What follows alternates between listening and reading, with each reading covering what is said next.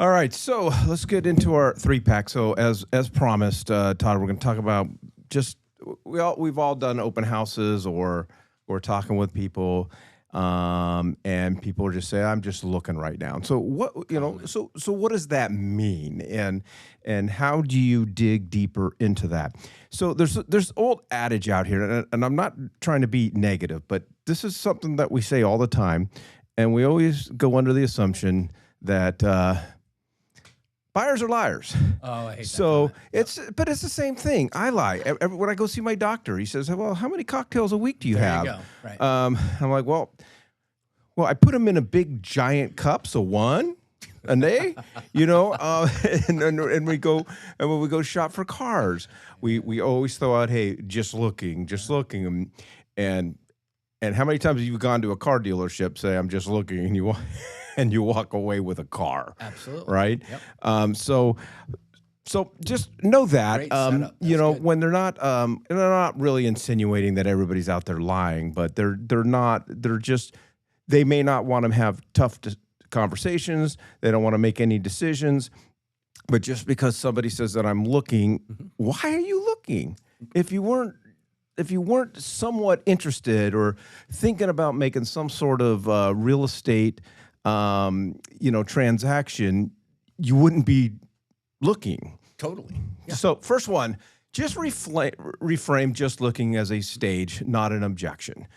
If somebody comes into your open house or you're having a conversation with someone and they say they're just looking and you shut down and you say, okay, well, they're just looking and they're not going to buy, Go take a look at then you already lost. Because like we have up here, it's an early, it might be just early stage curiosity. It's not necessarily rejection. So oftentimes the goal may not be to immediately convert them on the spot, but dig deeper, ask deeper questions, get the conversation starts. Because I would say, yeah, that's totally fair. Most smart people are just start looking. If you're going to shop for a car, you're going to look. You're going to want to see what's out there. But it doesn't mean that they're not. I don't go to a car dealership just to look at cars. Okay, Because you enjoy the negotiation because I enjoy it. I go and I might check out a couple dealerships. Right.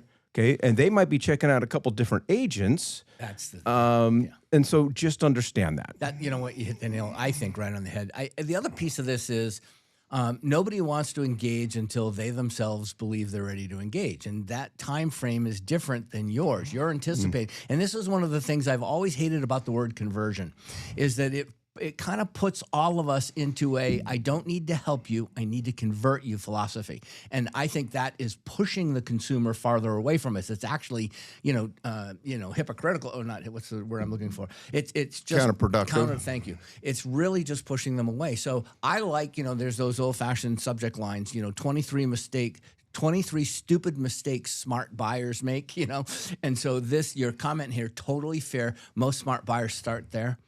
I think that's a brilliant comment. I like that one. Yeah, I think a lot of agents that get into the situation where they're having conversations, they're banging phones, or they're talking to somebody, if someone says, I'm just looking right now, and you turn off and you're done talking to them, you've not done it long enough. And that might have happened early in your career, but that's a great conversation starter. And you guys, you made the point. You need to work on their timeline, not yours. It doesn't matter what you want to do. It's what they want to do. They don't know what they don't know. You are trying to build a long-lasting relationship based on trust and understanding. The only way to build that is to be okay with their timeline, be compassionate of what their goals are, but ask the questions that you need information so you can help direct them the right way. And that's fine. If they say, I'm just looking, great, here's some questions I have. Let's just walk through this real quick, be 5 minutes of your time, and then we'll go on down the road. But now you've just embedded in their brain, well, this guy knows what he's talking about. This agent is legit. Maybe I do want to have more conversations with them. Exactly. Well, yeah, and everybody can, everybody can answer a simple question of what type of house are you looking for? What are the things some of the things in a house that are important to you? Is a pool important to you? Is how many bedrooms are important to you? Just get that dialogue going. This is the easiest thing that we don't do. And again, I'm just going to go back to the conversion philosophy. It's don't try to, have things and tools that interest them. Know about the community more. And have some things prepared that the other agent who's holding the same open house 2 streets over isn't going to be prepared to provide. All right, and so love this one. Lead with value and not follow-ups. So you're not asking for a commitment. I mean, at the end of the day, I'm not asking for a commitment. I'm just asking for a name and a phone number. But why is somebody going to want to give you their name and their phone number? And and I guess a lot of this is it's great strategies for open houses, but it's anywhere. I always say that it's the reason why I don't personally carry business cards. I do always have one in case I have to get into a gated community, but the only other time that I hand a business card out is if I know I really have no interest in working with this person. Outside of that, I don't hand out business cards because nobody's going to take my business card and hang on to it and call me 6 months later. And so if I'm having a conversation with you and I have failed to get your name and number at the very least, I have just, I'm not going to say that I've wasted, X amount of time, but when it does come down to being, bringing those people in, I was going to say convert them, but Todd's got me all, Todd's got me, nervous about it. But I have to get a name and phone number at the very least. And so then you just run down what are the things in your real estate agent toolbox that you could provide, things of value that somebody would be willing to, in exchange for that thing of value, give you their name and phone number. And not having it with you is also important. In other words, don't have the item of value with you. You need a reason for them to give you your valid contact information for them to get that item of value. If you're handing it out because you're just like filling them with all these wonderful tools when they walk in the door, you're missing each individual value proposition of or opportunity to collect their number to have further communication. Look at it from this perspective, not from I'm here to sell you a home today. Look at it from the perspective of, in your search, what are the things that are really important to you about finding the right home? What are your biggest concerns about the marketplace right now? With interest rates coming down to 6%, is financing a big issue for you? There's so many ways that you could get them, and not the yes. That was a yes, no. That was a close question at the end. But things that get them to really just have more conversation. And remember this: the person who talks the most wins. So Nick, I know that Wes, you say we have approximately 3,200 agents. Yes, yeah.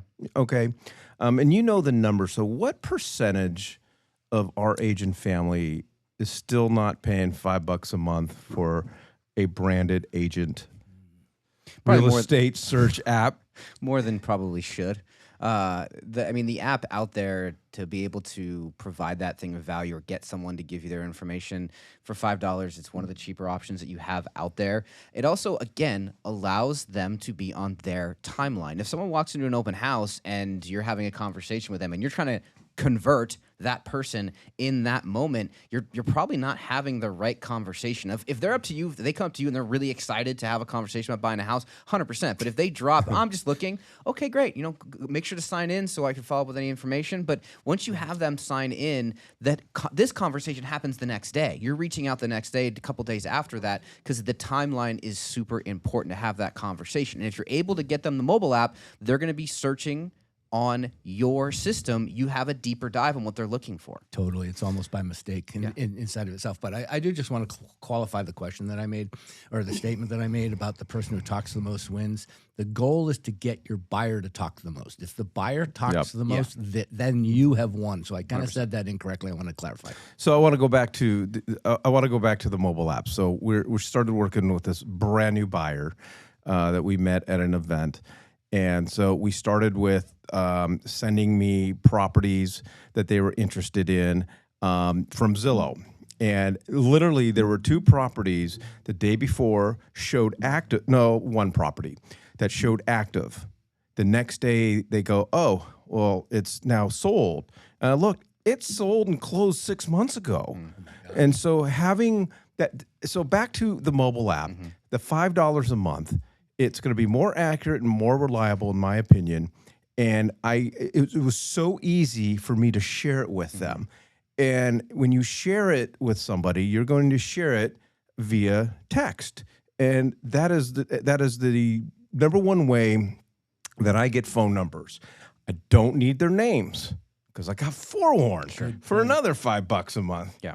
I mean, in my neighborhood, everybody knows I work in real estate, even though I'm not a big walk around, talk to the neighbors. It just got out there. And when people ask me, there's a home that went for sale on the block, I got 5 texts from the neighbors asking. And so, honestly, I'm not in sales. I just sent them the West USA app, the one out of the main app at the main store, and said, here, this will give you all the information on the houses that are coming up. It's not a hard thing to do, guys. Not on. you go. Jeez. You don't tell people you're a broker? Broker Nick? I absolutely do not. I'm not a broker. Interesting. Okay. All right, and third one. Welcome. Interesting. So obviously, if people say that they're just looking, they're probably, in their mind, they're just looking and they're not ready to. And it's not, I think we kind of hit on it a little bit earlier, Todd. It's not that they're not necessarily ready to buy a house. They're not ready to select an agent. Absolutely. And so create low pressure next steps that feel optional. Again, sharing the mobile app is great. And so there's 2 things that I do here. Part of going back to just asking questions, understanding, what are the price points and so forth. Okay, if when I go home, I'm going to go through the entire MLS. If I find a couple properties that fit that buy box, can I share them with you? Yeah, that'd be great. Okay, I need your email address.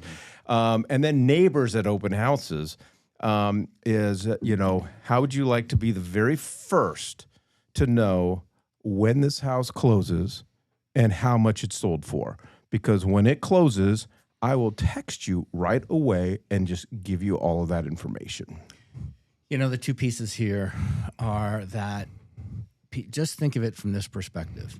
If they don't personally engage with you to go to the next step themselves, it's because there's something in their mind that hasn't been switched yet. So the more questions that you can ask them, the more they're going to feel like maybe you're even just the one that they're going to be able to ask the next question to that isn't going to try to lock them down and convert them, right? Exactly. So you're even giving them reasons to want to call you later, from that perspective. The other position, from on this one is the low pressure part. Pressure comes when people aren't ready to make a decision for whatever that reason might be. So your job isn't really to go overboard selling them on the house. It's going overboard, asking them enough questions that basically you're selling yourself to them and they're now engaging. And when they start asking you questions, you're on the right track. Yep. Yeah, I mean, the goal for all of this, especially when you're dealing with objection handling, is it's not the object that you're selling. You're selling yourself. You need to get yourself into that trust window or whatever you want to call that with this individual. They need to know when they have a question regarding real estate, they're going to text, email, call you. And if someone in their life asks them a question about real estate, they're going to say, you want to talk to this person because this person has all the answers for you. That's the goal for all of these relationship building conversations that you're having. The objection is about the house or not, they're not ready right now. Awesome. That's fantastic. Let's just make sure that we're prepared when you do get ready. Ready is a decision. It's not a state of mind. all that's running through my head for this conversation right now is that, that story about how guy befriends a girl. He really is interested in her, but he becomes her best friend and she tells him everything, but that takes him off her radar.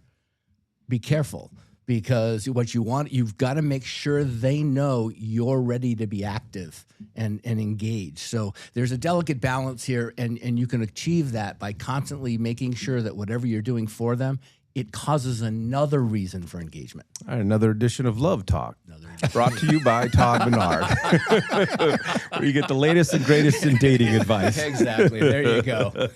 Yeah. Don't be too much of a friend.